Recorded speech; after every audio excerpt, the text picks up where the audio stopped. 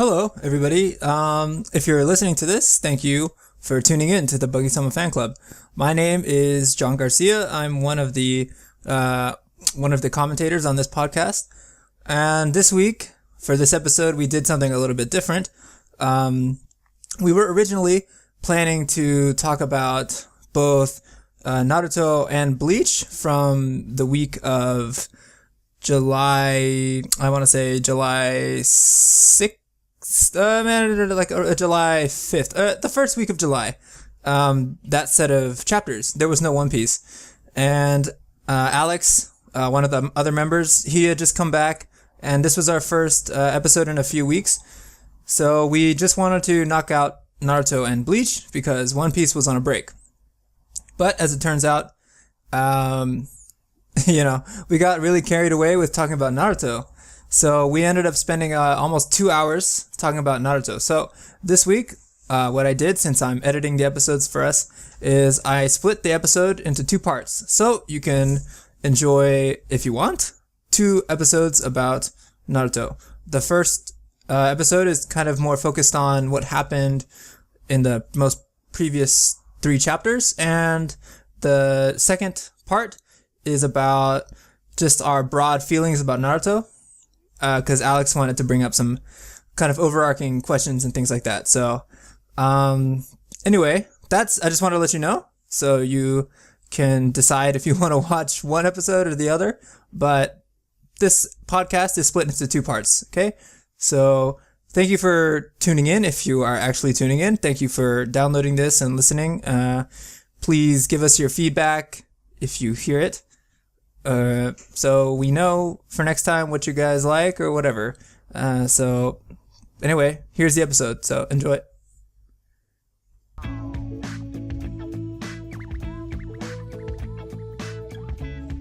Alright guys, welcome back to the Buggy-sama Fan Club. It is week 4. We took a 3-week hiatus last week because of unexpected issues like Alex's bitch ass going to New Zealand. And I went to EDC Las Vegas. And John did nothing. Yeah! Dude, I live that yuppie life, man. That yuppie life? He's in Japan, man. You wear fancy watches, drive fancy cars, and go kick it at the mall? No, dude, I work a 9 to 5. Okay. He's in perpetual vacation mode though. He's been in Japan for like a year and some. That is like he's vacationing constantly, actually. All right, I can't complain. So anyway, we're here with your boy Jahan, your boy Alex Nada, and our special guest all the way from Japan, John Garcia. Yeah. All right. Now, unfortunately, since we missed a lot last week and we are time crunching, we will only be going over Naruto and Bleach this week. We have 3 weeks of material to go over, so it'll be pretty sweet. One of us is a little more enthusiastic about this than the others. But 2 of us. But nonetheless, we're gonna have some good ass discussion anyway. So doesn't that just mean that you're not enthused as? Hey, no, I'm so enthused. My enthusiasm is peaking. Oh, I see what you're saying. Yeah, that's right. You do see what I'm saying now, Alex, right? All right. Anyway, it's cause I hate Bleach. We have a confession. Alex is our resident Bleach hater. basher, I guess. Yeah. But everyone's got to have one, so. Yeah. He actually attended the Player Haters Ball last year, and he got top marks. So, all right, now, so we'll start with Naruto, I guess. The chapters that we missed / have to go over are 3 weeks. Oh my god. Okay, Kaguya's Tears for Fears. Kaguya's Tears at chapter 681. Yeah. I'm sure you've never seen this at 682, which I don't know if that's like the original Japanese title or anything, but that's a shit title. And I had the same dream as you at 683. All right. Now at 681, Kaguya's Tears, what happens is their attack kind of fails. They're taken to the lava world. They realize that they need to work something else to make this happen because she's a little too crazy for them. They realize that she's doing interdimensional travel, as in like Kakashi realizes. She cries at them, strangely. And Well, yeah, the biggest thing you're missing is that Black Zetsu. Black Zetsu gives this whole spiel about how he was basically Kevin Spacey from freaking The Usual Suspects. Just That's a good analogy, actually. Planned everything from the start. He's literally Kaiser Soze. Soze. He's Aizen and Kaiser Soze in one. Well, let's start there. So apparently, the entire history of Shinobi, as we know it, was wrong up till now. So whatever Kishi has been writing has been total crap. No, I mean, I think it's just over exaggeration again, just for like shock value. You know, it's just like there's no way he's just gonna upheaval like everything that he's like worked to like construct for this universe, right? So I feel like it's just gonna be like maybe a few key things, maybe that like haven't changed up, but like they're not really that different. How lucky for Kaguya that she was able to birth this thing. Like, what the hell? Birth what thing? So, like, I guess before she was sealed, that's how Black Zetsu was formed, right? She took some sweet black dick, dude. There's no real like we're not really sure how it happened. Just there's no concrete explanation. Just I was bored from like the birth of Christ just happened basically. Except he's kind of just a slimy little. He's kind of like the devil actually, if you think about it. Because when I was rereading, he was going like he was saying, "Oh, I chose the Uchiha as the chosen like tools that I would use," and he would constantly like tempt them into trying to start war and then escalate it into finally trying to reawaken the Mangekyo or no the Rinnegan or something. Yeah. So he's kind of like just this he's temptation. And like the awakening the Rinnegan is like people or like Adam and Eve learning like true sin or whatever it was. What was it like? Logic, kind of critical thinking. I guess if we go over what. Like, the perfect conditions needed to happen for Kaguya to be reborn, right? And that seems to be... his only goal. Black Zetsu's... Yeah, it seems to be his only purpose. It's what he's been living for eons to try and achieve. So, I guess the conditions are... You need the infinite Tsukiyomi. Yeah, because but you need a lot of things to achieve even just that, so... It doesn't really make any sense to me. It's kind of weird because it's like, so the brothers working together were able to seal the mother, but when a predecessor comes who has the genes of both, for some reason that undoes the seal. Is that what the logic is? That doesn't make any sense to me at all. Wait, what? Why would they have the genes of both? Because that's the whole thing. It's like, you need to have both genes. Like, if you're an Uchiha, you need to consume the flesh of the Senju, and then if you approach the moon, that it undoes the seal. That doesn't make any sense. It's like it doesn't. It seems almost contradictory in the sense that like it took the two brothers to seal her. So if anything, if there is a predecessor who has both genes, it would be that person who would be able to like strengthen whatever seal there might have been or that was undone by something else. You know? Do you mean a predecessor or a descendant? Oh, you're kind of like tripping out. What would you say? Do you mean a predecessor or a descendant who has both genes? Either. It doesn't really matter. Probably a descendant. What was the word? They were using a word here, like a transmigrants. Yeah. But that's the thing, I guess, is in his history he explained that he augmented that stone, the prophecy stone or whatever, because he wanted this to happen, and he struck lightning in a bottle with Madara, I guess. Yeah, no, I understand that. I understand the manipulation aspect of it. I just don't understand how putting those two together, which is what took to seal her, would undo it. You know what I mean? Yeah. I mean, and... Wait. Hold on. There are a lot of dualities in this, but... Like, obviously, this whole manga kind of... At least this whole history is based off dualities, but... What's the brother of Hagoromo's purpose, right? Well, yeah, we're not really sure yet. Yeah. Right, yeah, like... But I mean, supposedly it's all Hagoromo's kids. Yeah, no, supposedly his brother, though, is just as, like, hateful as the Uchiha and have been since the beginning, right? It's like he was...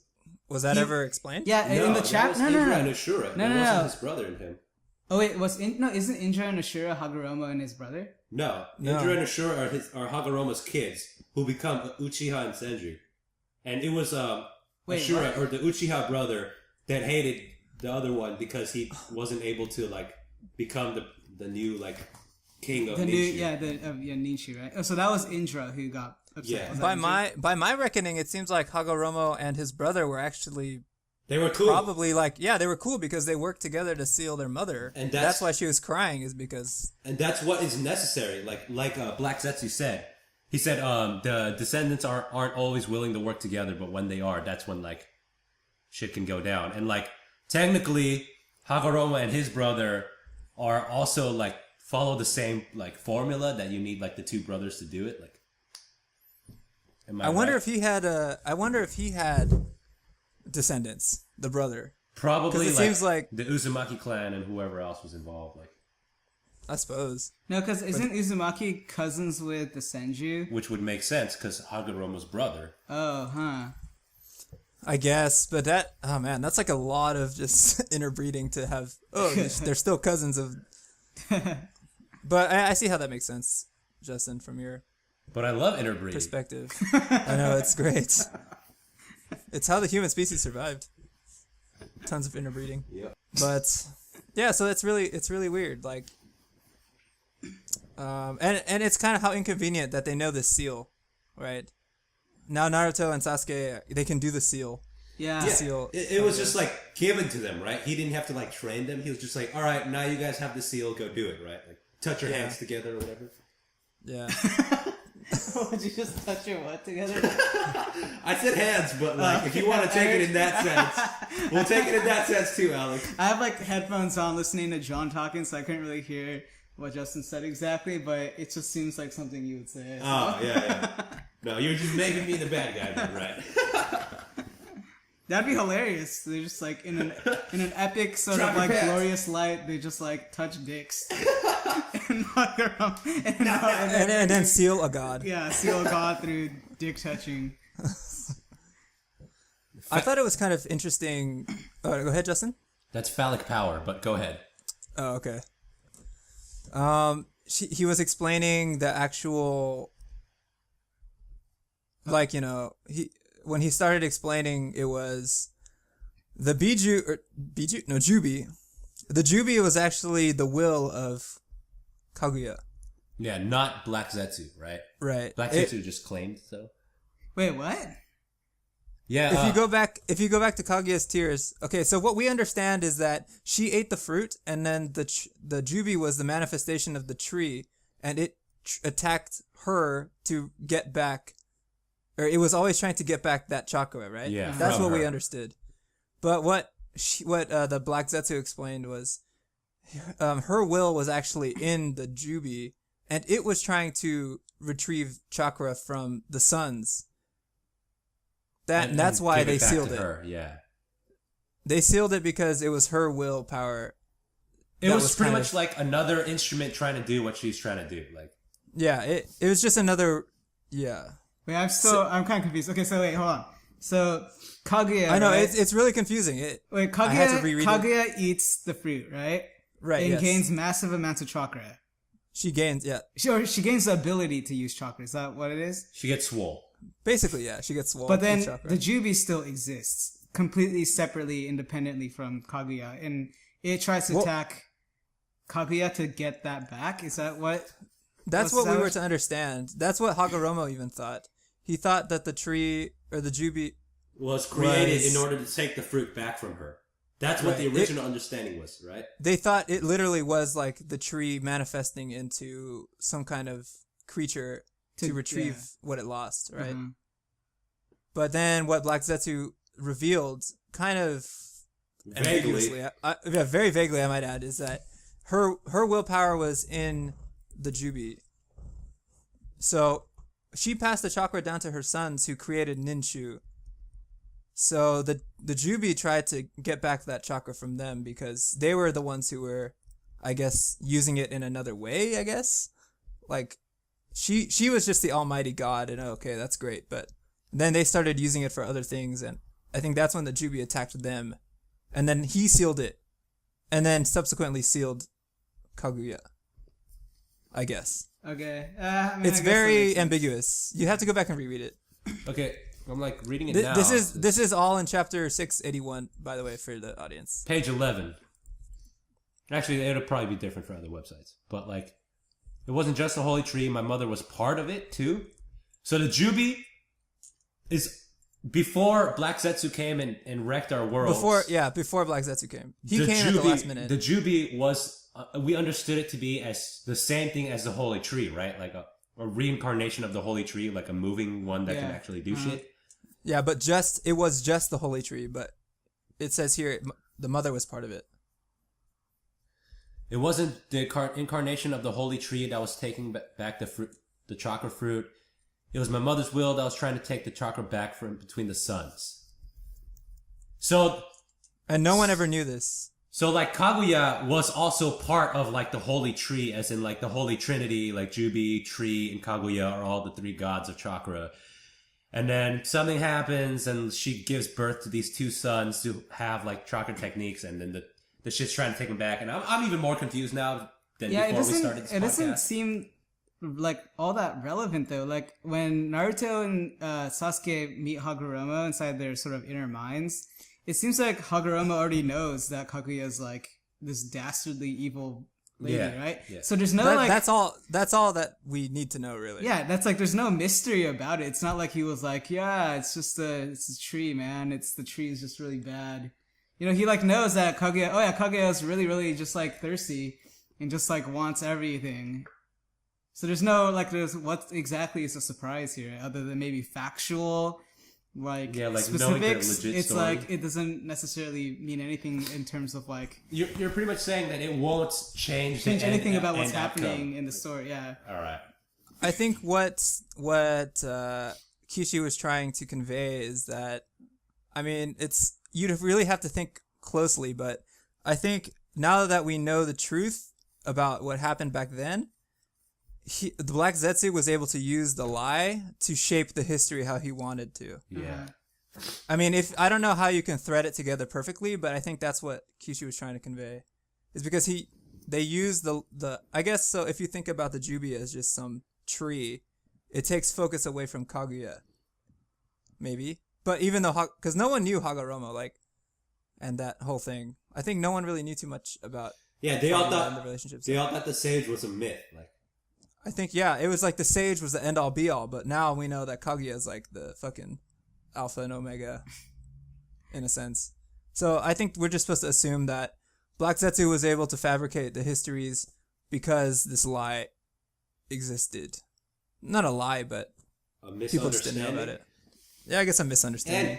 And, it's not that the misunderstanding existed and then Black Zetsu, like, exploited it.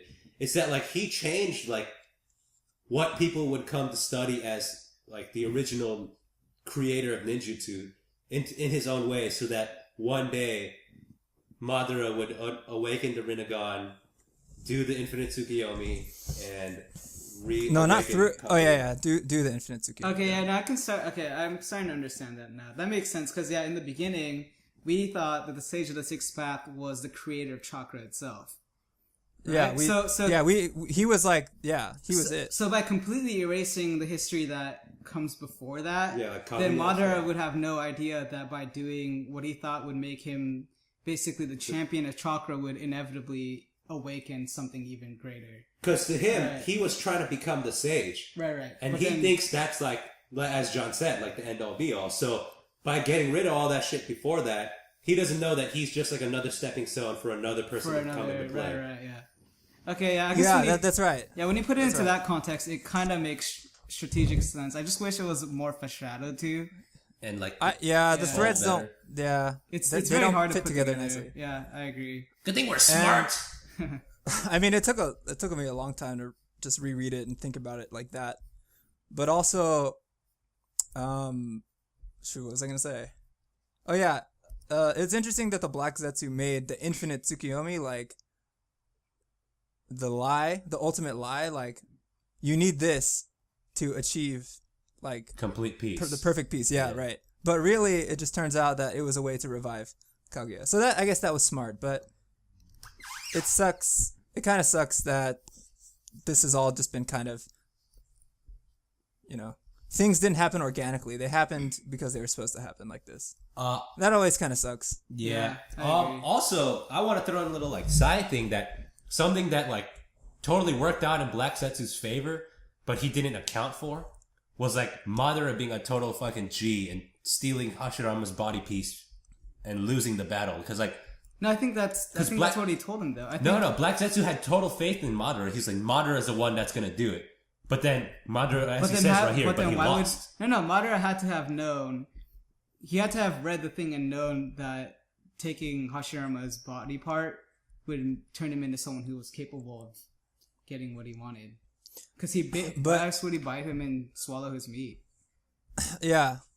But he could have won. He wasn't able to. He lost though. Yeah, right? he could have won. Madara had the smarts to sacrifice his right eye, or he put Izanagi in his right eye or something, which was able to revive him after he was killed by That's Hashirama. That's something that and then he was able to regurgitate the DNA, and then he started like underneath the shadows, like doing all of this, and that's how he was able to get or awaken the Rinnegan and get that big statue, which eventually became the Jubi. So that was the whole thing. Exactly, and what's his face?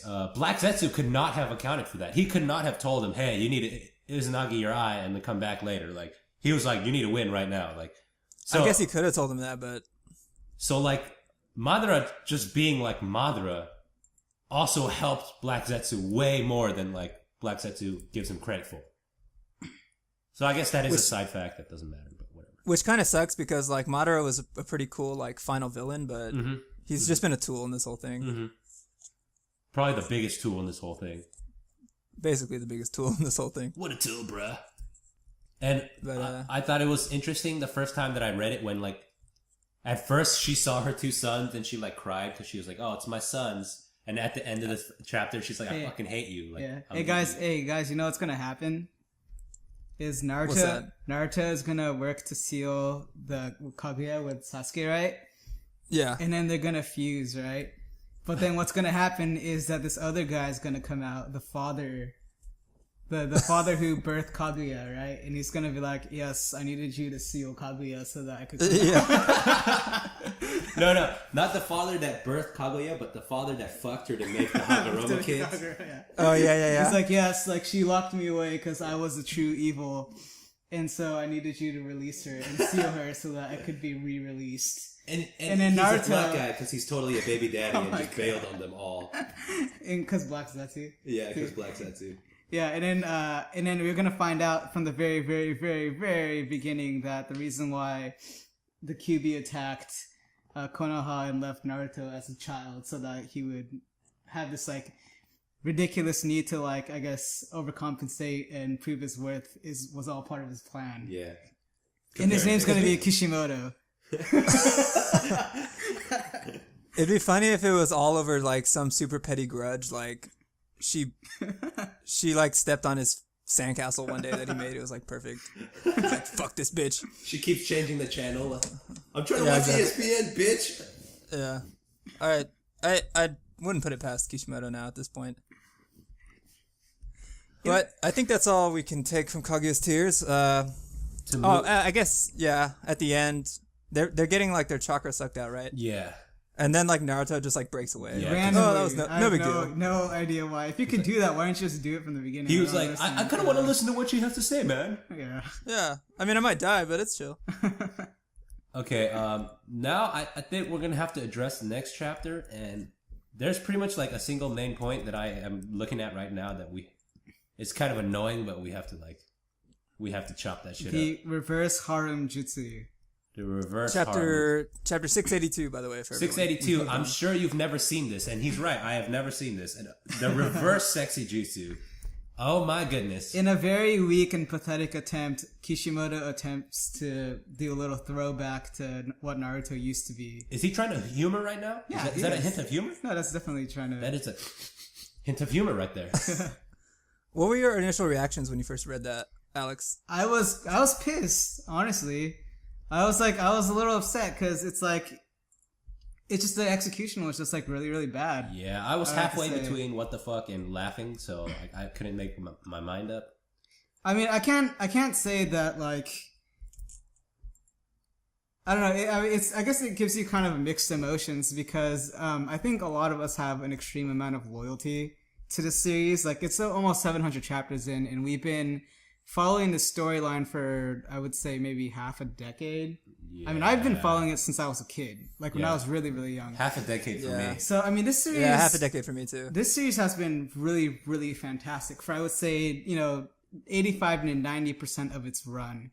And towards the end here, it's really kind of like swerved off the main road. Smart. I feel like. And I mean, I guess it kind of like, it's like putting salt in the wound, essentially, by doing this sort of throwback to the sort of humor that used to exist in Naruto, where it's like, hey, remember what it used to be like? You know what I mean? It's like, remember how it used to be funny and just like really like original? Remember when we were kids, man? Like, it's like, yeah, in that sense, it's kind of like, man, it's already been like in everyone's mind that like this story has really kind of deteriorated, essentially, and like I guess it kind of like burns a little. Well, you also grew up, man. No. It's not even about that, man. Dude, are you saying that your like ability to analyze like these mangas like were there when you were a small child? No, like definitely not. But like good writing is gonna be good writing no matter what. Like the reason why I love this series, even if I wasn't able to pick it apart at such a young age to figure out why it was good, the reason why I enjoyed it so much was because it was good in the first place. And like I've been saying, I've been rereading some of Naruto recently because I've had some free time, and yeah, I mean the series is just as good. Like I can appreciate it even more because of the sort of thought process that I can see it now a little bit more clearly what it took to write this piece. But like, I mean, I probably would have been equally frustrated at a younger age seeing this and kind of thinking like, why is all this random crap happening? It just doesn't really make any sense anymore. Actually, I'd have to say that I think the biggest reason why, I mean, this is frustrating, not just us, but I think a lot of fans of Naruto, is because I think the beginning themes of this series and the main conflicts that used to exist, they used to really be about something that people could understand. Yeah, like real shit. It's like, I mean, granted, it was placed within the context of the supernatural and things that don't exist in the real world, but the actual conflicts that existed within the characters were things that a lot of people could understand. And it managed to be that way for a very, very long time. And I would say, like, we keep on talking about how right around after the Pain arc finished, like, the series really started to get a little haywire. And it's because we've started to chalk up all these, like, faults and these accusations on things that are even more abstract, and they can't really be established into something that feels real to us anymore, because we can't really empathize with like these sort of tensions that exist with a god. We also like got rid of like pretty much the relevance of all the original characters minus like 5, like pretty much everyone that was there, like that actually like somewhat mattered at that point, like they're all like completely useless and not even part of the story. That's definitely a huge part of it too. There used to be a lot more attention to detail with these characters, and they definitely felt more like characters back in the day. Like, and now they've just been like, they've been like being killed off actually, just for the sake of feeling like, oh wow, this is a big deal. Even though, you know, I think even Kishi knows. I'm sure he's well aware of the fact that like he's kind of rooting his series a little bit, you know. But like, I don't know. I mean, in my opinion, I'd have to say, like, also reading some of the older chapters in a lot of this sort of like SBS-ish sort of stuff where Kishimoto talks to his fans in the early years.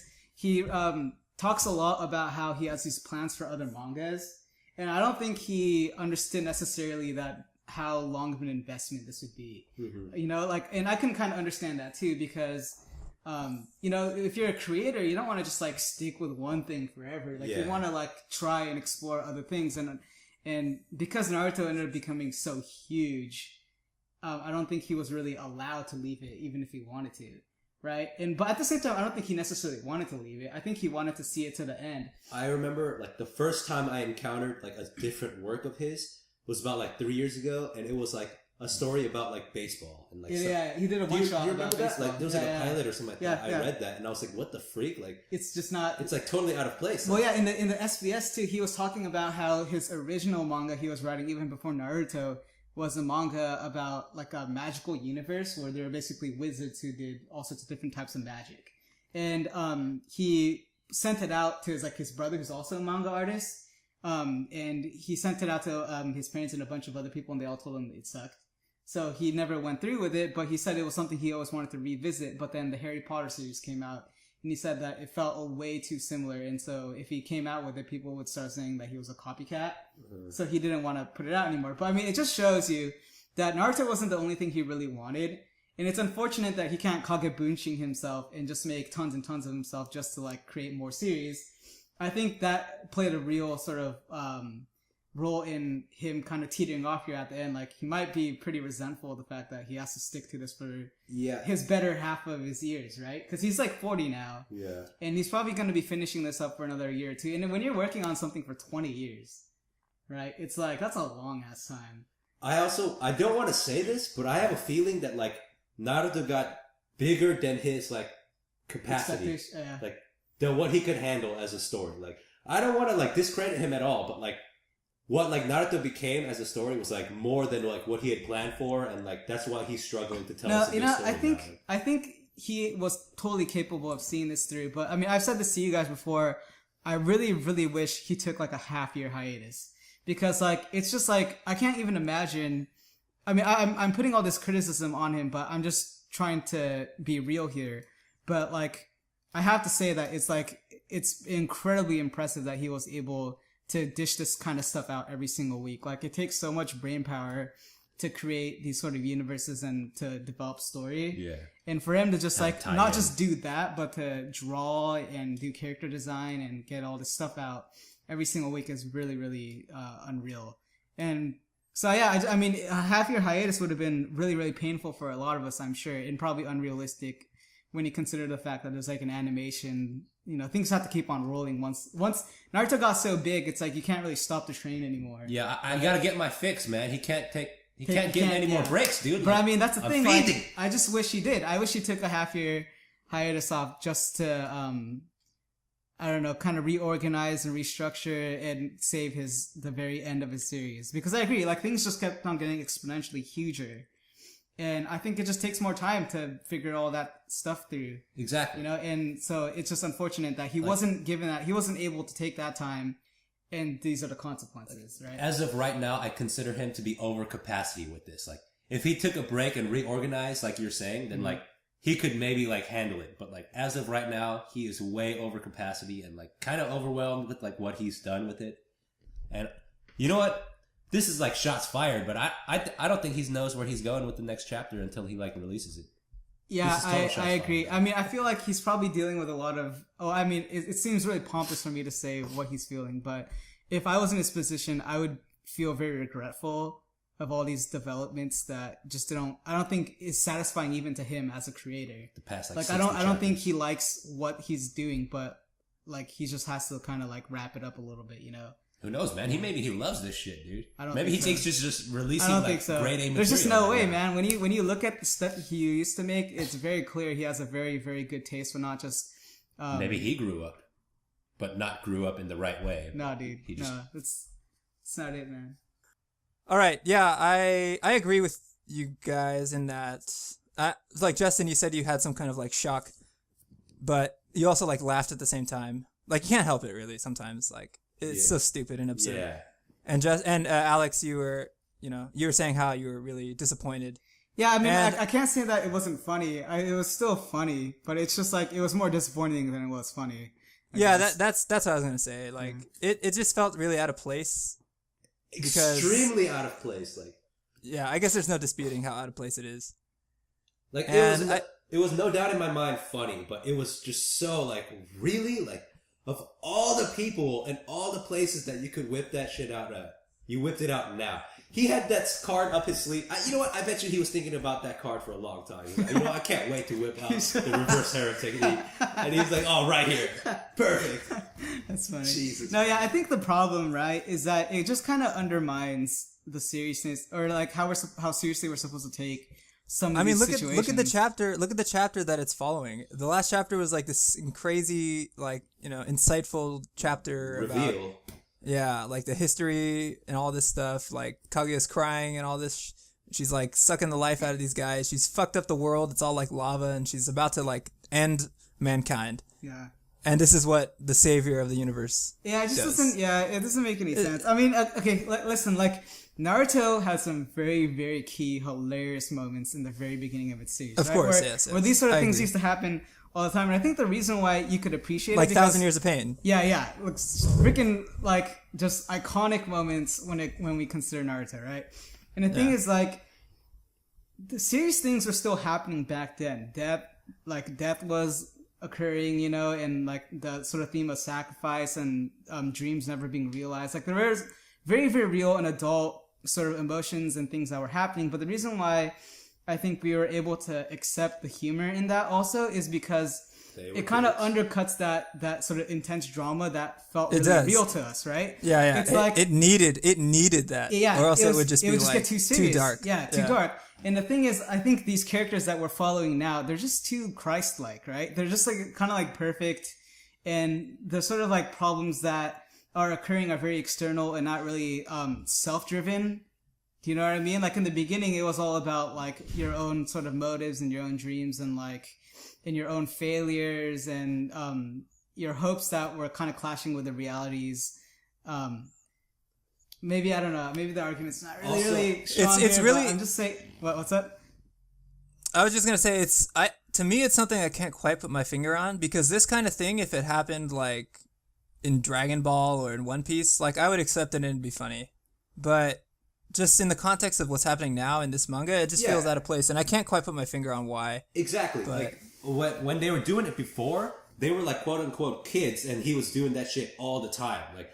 Like for a while now, like a lot of his actions, a lot of his thoughts are like really, really fucking mature and like really like on point. Like he's a leader. It's not now. Consistent with his character anymore. Exactly.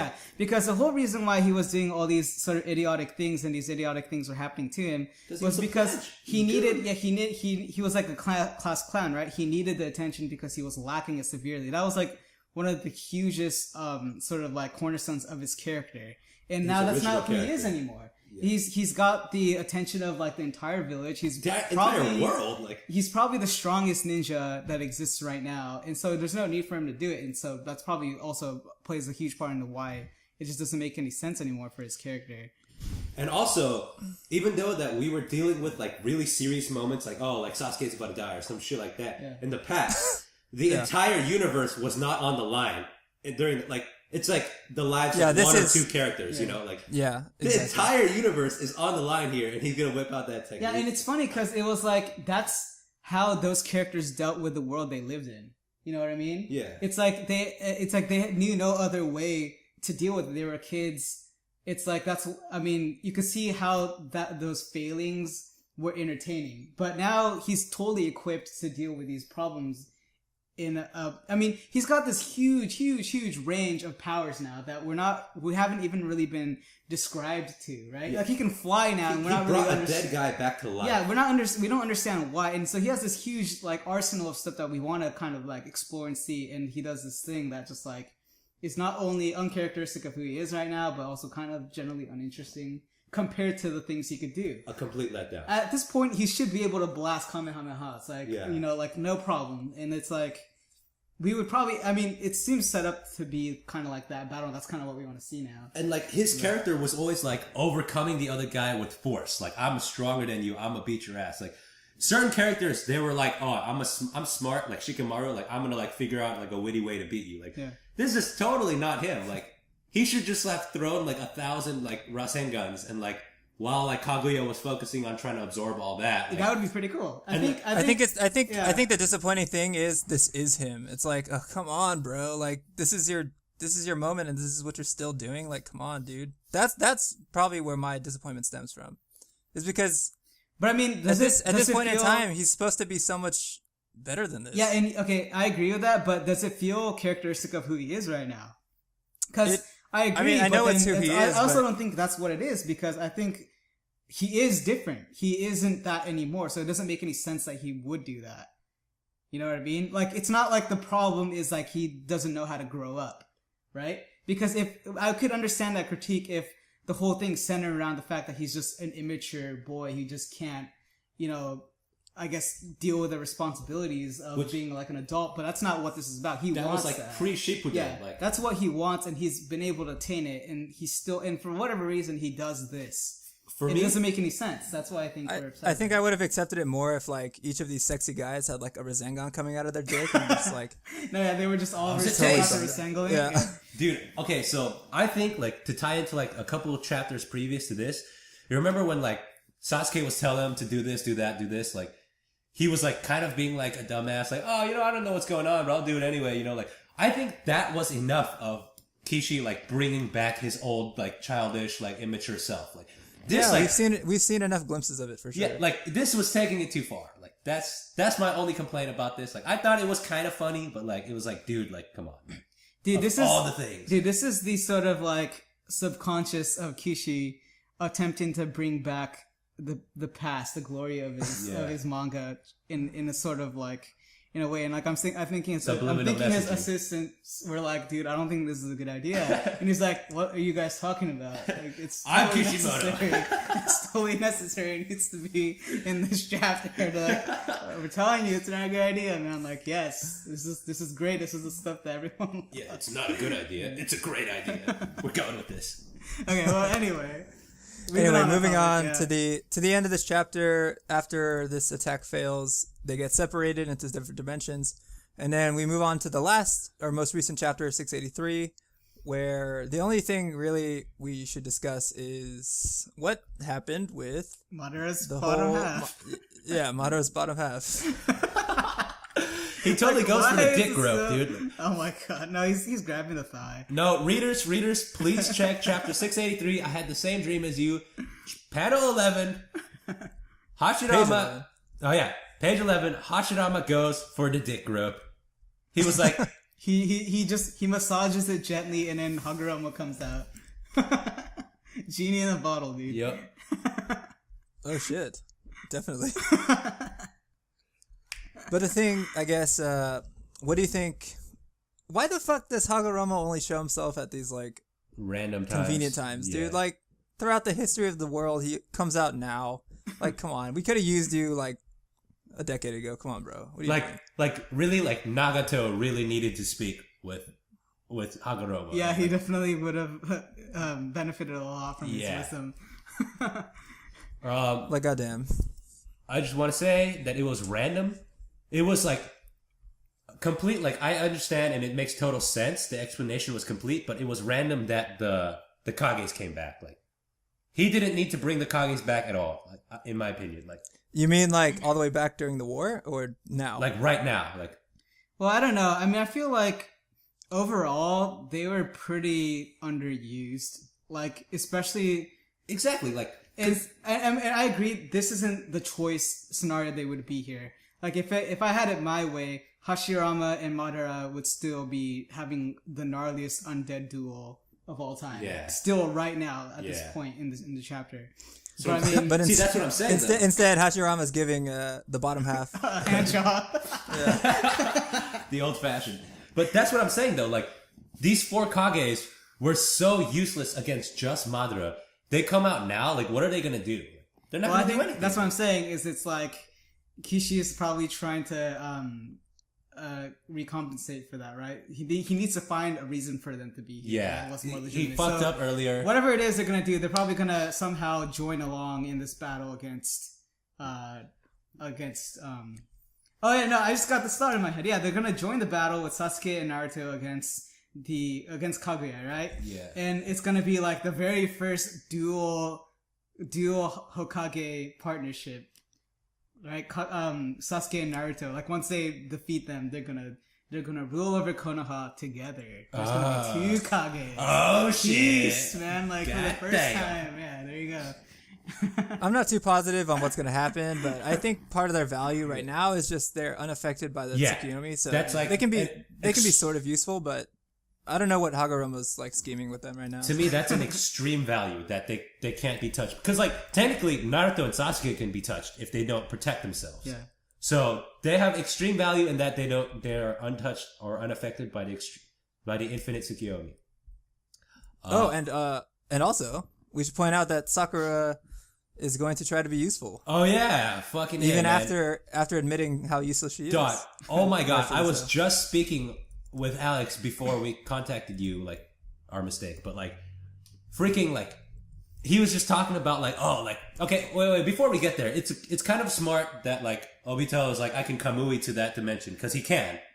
Like, he totally can. Like, he's the only one there that has like space-time on that level, right? Like, like nobody can do space-time like that. Like, Minato's... Not Kakashi anymore. Yeah, no, and Minato's space-time, as same as the second, is like traveling within the same world. Like, those guys totally travel to another dimension. So, his usefulness is cool, and I accept it, and I think it's cool that he came back, and because he's kind of the only one that can do anything about it. You know what's weird is, what I interpreted what he was saying was that he was going to, when they're discussing how he's going to use his Kamui to get into the other dimension, what it seemed like he was saying was that he was going to warp himself within the warp there and then get through. Yeah. But that's not what's going on, because he says that it takes an extreme amount of chakra to warp into someone else's dimension. Yeah. Right? So that means that that's not what he's doing. He's actually going to go into a dimension through his Kamui. Yeah. Which doesn't make any sense to me. Why not just do that? That seems like the smarter idea. Like when she opens up a gate, warp yourself to the gate and then go through the thing. I still think that that's technically him entering her dimension, though. Yeah, it is, but why would that take chakra, though? He's already going through it. It's not like Sasuke drew out a ton of chakra to get pulled through. It's like literally walking through a door, right? Right, yeah, is what I'm saying. Yeah, exactly. So this problem shouldn't even exist, in my opinion. Maybe it's just like it's a device to get Sakura. Yeah, to Sakura. Yeah. All right, I can see that happening, but I think I'm gonna accept the terms and conditions that like he's entering technically a total different dimension than his own. So just to survive there, like he has to have I don't. You know what? I'm not accepting terms and conditions. Yeah. I decline. There you go. Yeah, alright. So this was totally sense. Otherwise Sasuke would be like burnt out too. Yeah. Just from being pulled out. And if just anything, being pulled through. Like, yeah. And if anything, like Kaguya would just keep on doing that. Yeah. Just training them out. Yeah, she could just separate all of them. Yeah. Put Sakura in her own little like hell. That would be pretty lols. By all accounts, she should win so easily. Yeah. Kaguya, yeah. And honestly, like the only real complaint I had about this chapter is like Naruto's clone, which is like easily stronger than all of them there combined still. It's like, dude, I can help you. And he's like, nah, you're not cool enough. But Sakura. Sakura. Yeah. She'll definitely be more useful. Me and you, we can do some gnarly things together. You know what I kind of want is like, at this point, like, Naruto is just like so, I don't know, enlightened, I guess. Like he should be able to create like actual like doubles of himself. You know what I mean? Not like his shadow clones should be like just as durable as he is. Like I feel like he should be able to do that. He should already be next level. He's reviving niggas just because he wants to. Like he's already next level. Like he like revived Obito, and now he's like, okay, now I'm gonna go die again. Oh yeah, the last chapter, the last page. He's like, oh. You inspired me so much, Naruto. I know you really tried hard to revive me, but I'm going to go kill myself because I want it. Thanks. We had the same dream. Oh, God. But for you to realize your dream, I have to go die for you. And die? Like, dude, that is some depressing shit that I don't need to hear. Like, I just don't think that's like... That wasn't good dialogue at all. It wasn't. Yeah. And I feel like they didn't even mess up the translation. Like, that's exactly what he said in Japanese, too. I feel like it would have been just as effective, if not more effective, for him to just say, let me walk in front of you. Yeah. Which already implies that if he was going to die, then he's willing to do it. Yeah. Right? Like, if anything bad happens, I'll take it first. Yeah. That's diction, dog. That's storytelling, dog. Yeah, dude. And die, like, I'm not 12, dog. I can make out words. And die. Okay, well, right. Let's put a little pause again. I have to take a piss. Really badly. God. I'll come back. Should we keep? I mean, I have like. Just keep it rolling. I have some pretty big things I would want to talk about with Naruto, but we've been we've been talking for an hour. For like an hour, yeah. So we should probably you want us to move on and move on to Bleach? Hold on. Let me take a piss and we'll talk about it. Okay.